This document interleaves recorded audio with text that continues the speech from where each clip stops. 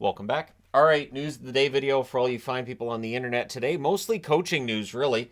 In terms of the news part of thing, yeah, it's all coaching news. Starting with Nashville, making a move that to me is kind of a surprise, and I'll say why. John Hynes, I felt like did a good job of coaching the team after the trade deadline when they sold. The team's record was pretty good, and I thought maybe he had done enough to save his job for next year. Plus, Barry Trotz have been complimentary. I know that could be the kiss of death, but I thought, you know what, Trotz understands the difficulties of being a coach, and maybe he'll give him a chance. No.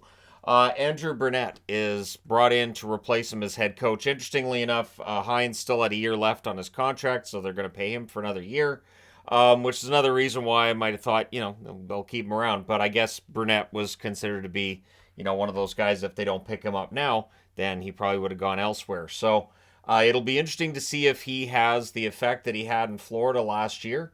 Well, we all remember how Florida went out of the playoffs last year, and I think that's why Brunette ended up losing his job and they brought in Maurice. But during the regular season, yeah, it was a lot of fun to watch Florida games with Brunette behind the bench. And so it could be a lot of fun to watch Nashville games. Nashville could have a big bounce back next season, providing that their core players that they were missing this past year come back healthy in the in training camp and into the preseason. So Nashville could be a good bet on a bounce back.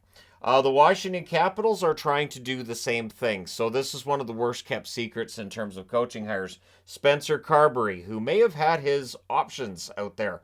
Other teams were interested. Reportedly, the Rangers, the Ducks were both interested in Spencer Carbery as well, who has worked as an assistant for the Toronto Maple Leafs. And so he will be the head coach for the Washington Capitals. He signs a 4-year deal with the Caps. Laviolette, who was fired, and now Carbery's taken his job. Laviolette has met with the Rangers today, according to Pierre LeBrun. No decision has been made as of yet publicly, but there's still, where there's smoke, there's fire, and there's a very good chance that Laviolette's going to be the next coach of the New York Rangers. That's been the rumor, that's been the word, and it'll likely happen. And then skipping to the bottom of the board, Gerard Gallant was reached out to by the Calgary Flames, where they said, hey, would you be interested in the head coaching job? And again, according to Pierre LeBrun, his answer was yes, he is interested in the head coaching job in Calgary. We know Gerard Gallant gets a lot out of teams that first year that he's there, that first run, and Calgary needs a bounce back. Gallant could get them there if they look in that direction.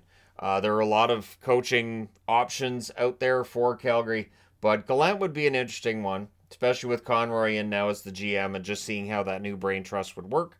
And again, with Gallant being fired by the Rangers, this was, to me, it was the most understandable of the firings I've seen of Gerard Gallant. The Florida one was a head scratcher. The Vegas one at the time seemed to be a bit of an overreaction. But this one with the Rangers made some sense. But yeah, if he lands in Calgary, that could be interesting. Of course, back to the Pacific Division for Gallant. And so, yeah, we'll see if that's the direction in which they head. Now, getting into other hockey action other than last night's game between Vegas and Dallas, which was very lopsided from the very opening faceoff. The Quebec Remparts defeated the Seattle Thunderbirds 3-1. And then Quebec today will face the Peterborough Petes. The Petes, of course, 0-2 in the tournament. Quebec 2-0, meaning they've guaranteed themselves a spot in the final. But it will be the Petes trying to get themselves on the board with at least a win in this one. But yeah, Quebec's played really well. The Petes had better bring their A game. Hershey also won last night 4-2 to go up 3-1 against Rochester. The bad news in that one as well. Games 3 and 4 that were both won by Hershey, both in Rochester. So, yeah, the Americans are up against it there. Milwaukee last night won 3-1 to get themselves on the board against the Cowichan Valley Firebirds. That series is currently 2-1 in favor of Cowichan Valley. So the AHL playoffs continuing to roll towards a final soon enough. And we'll see which of these four teams end up comprising that final for the Calder Cup. And the Kelly Cup as well. The Growlers hosting the Everblades today. That game starting about 4 hours from when I'm recording this.